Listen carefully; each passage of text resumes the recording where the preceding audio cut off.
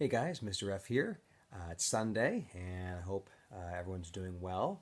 I'm going to continue reading from Hold by Sachar this afternoon, and last we left off was chapter 18, and what was happening at that point was Stanley was trying to write a letter to his mom in the rec room, and he didn't notice that Zero had come in, and Zero started kind of reading over his shoulder, and Stanley wasn't a big fan of that, so he asked him to leave. But turns out that Zero doesn't know how to read, so he had asked if Stanley could help him, but Stanley had turned him down, saying he was much too tired, and he didn't have the energy after digging holes all day.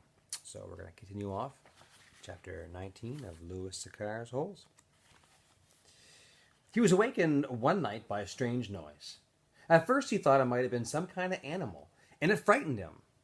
But as the sleep cleared from his head, he realized that the noise was coming from the cot next to him. Squid was crying.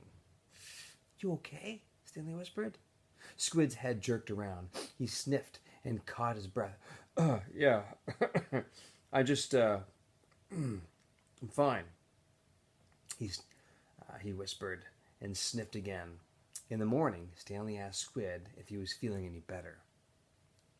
"What are you, my mother?" asked Squid. Stanley raised and lowered one shoulder.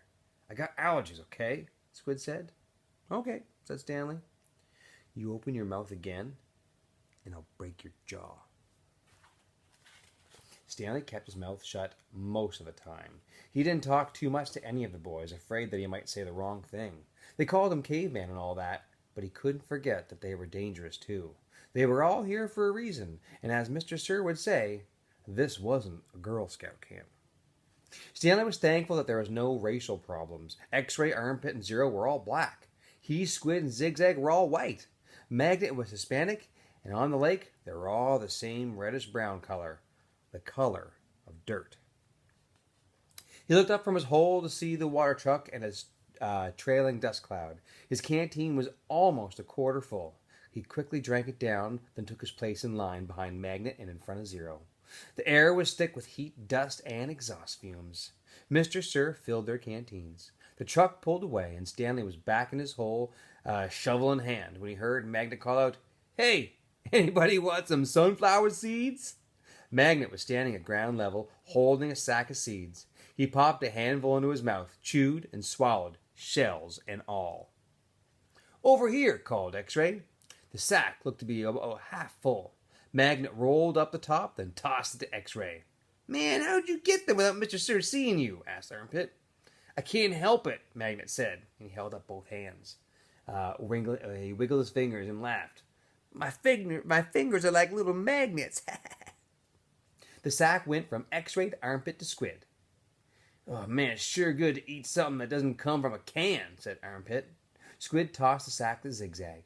Stanley knew it would come to him next, and he didn't want it. From the moment Magnet shouted, "Anybody want any sunflower seeds?" He knew there would be trouble. Mr. Sir was sure to come back. And anyway, the salted shells would only make him more thirsty. What were these guys thinking? "Coming your way, caveman," said Zigzag. "Airmail, special delivery." And it's unclear whether the seeds spilled before they got to Stanley or after he dropped the bag. It seemed to him that Zigzag had rolled up to the top before throwing it, and that was the reason he didn't catch it. But it all happened very fast. One moment the sack was flying through the air, and the next thing Stanley knew was the sack was in his hole and the seeds were spilled across the dirt. "Oh man," said Magnet. "Sorry," said Stanley as he tried to sweep the seeds back into the sack. "Man, I don't want to eat dirt," said X-Ray. Stanley didn't know what to do. "Oh man, the truck's coming back," shouted Zigzag. Stanley looked up at the approaching dust cloud, then back down at the spilled seeds. He was in the wrong place at the wrong time. What else is new? He dug his shovel into his hole and tried to turn over the dirt and bury the seeds. What he should have done, he realized later, was knock one of his dirt piles back into his hole. But the idea of putting dirt into his hole, man, that was unthinkable. "Hello, Mr. Sir," said X-Ray. Back so soon? It seems like you were just here, said Armpit. Man, time flies when you're having fun, said Magnet. Stanley continued to turn the dirt over in his hole. You Girl Scouts having a good time? Asked Mr. Sir. He moved from one hole to the other. He kicked the dirt pile by Magnet's hole, then moved towards Stanley. Stanley could see 2 seeds at the bottom of his hole. As he tried to cover them up, he unearthed a corner of the sack. Well, what do you know, caveman, said Mr. Sir. Standing over him, it looks like you might have found something. Stanley didn't know what to do. Dig it out, Mr. Sir said, and we'll take it to the warden. Maybe she'll give you the rest of the day off. It's not anything. Don't worry about it, Stanley muttered. Let me be the judge of that, said Mr. Sir. Stanley reached down and pulled up the empty burlap sack. He tried to hand it to Mr. Sir, but he wouldn't take it.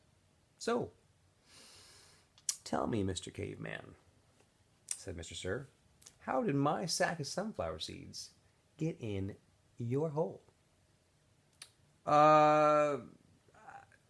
Stole it from your truck. Oh, you did you? Yes, Mr. Sir. It was me. What happened to all the sunflower seeds? I ate them. Oh, you ate them all by yourself?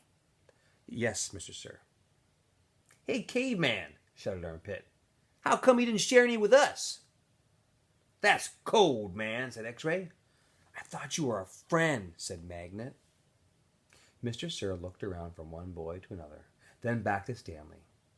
We'll see what the warden has to say about this. Let's go. Stanley climbed out of his hole and followed Mr. Sir to the truck.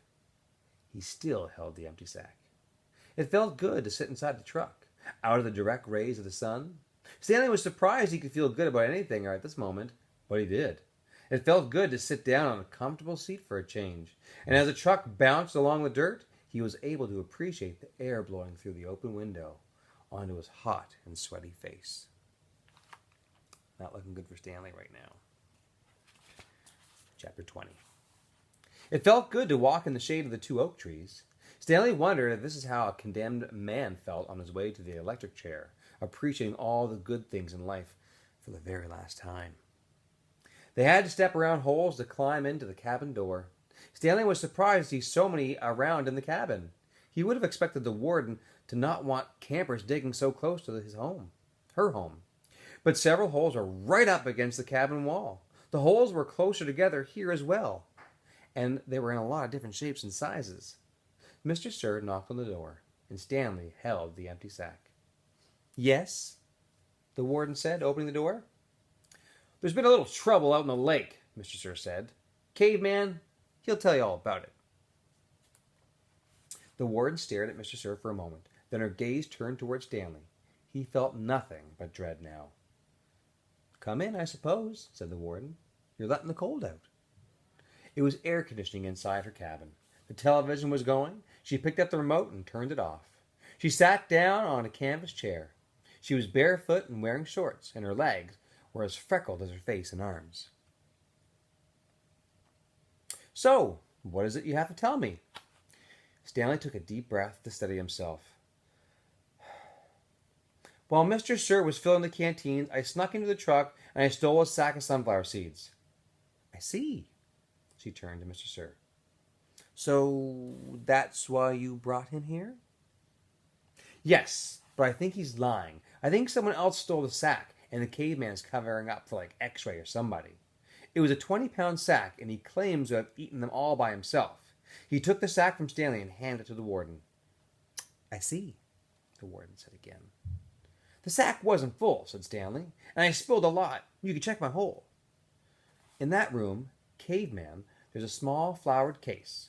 Will you please get it for me? And she pointed out to a door. Stanley looked at the door, and then at the warden, then back at the door, and he slowly walked toward it. It was a kind of dressing room with a sink and a mirror.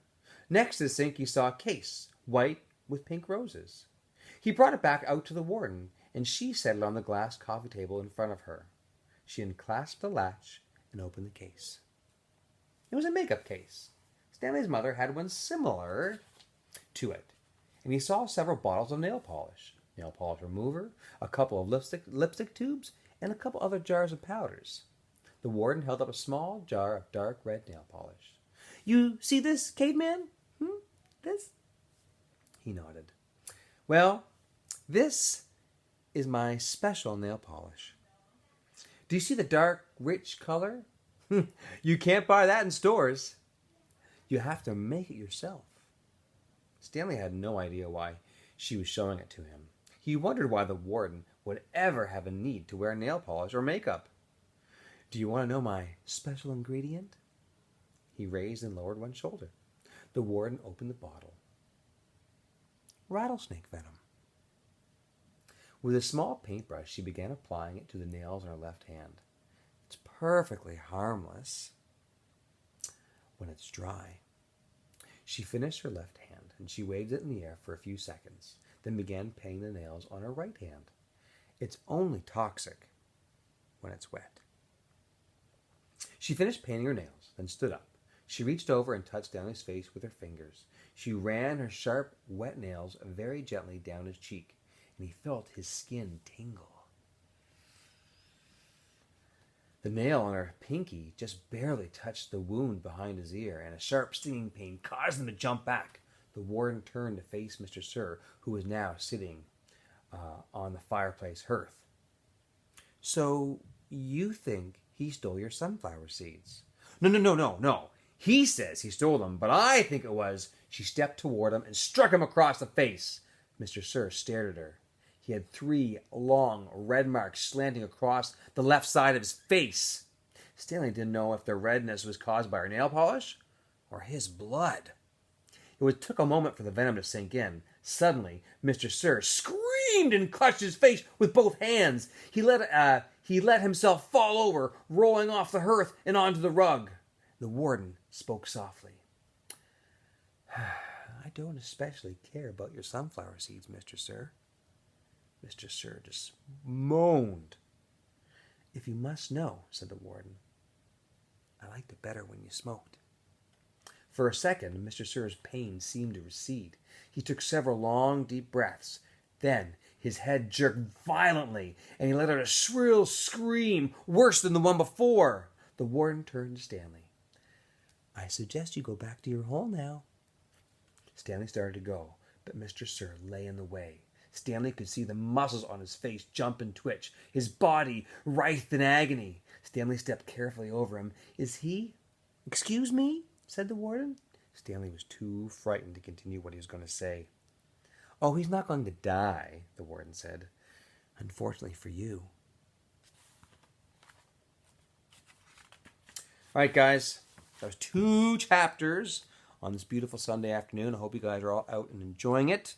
And again, social distancing yourselves from others and doing your part to flatten the curve. And obviously, keep washing those hands. Know that the Fairbrother clan misses everybody out there, staff and students of FHS, and we can't wait to see you again. See you guys tomorrow.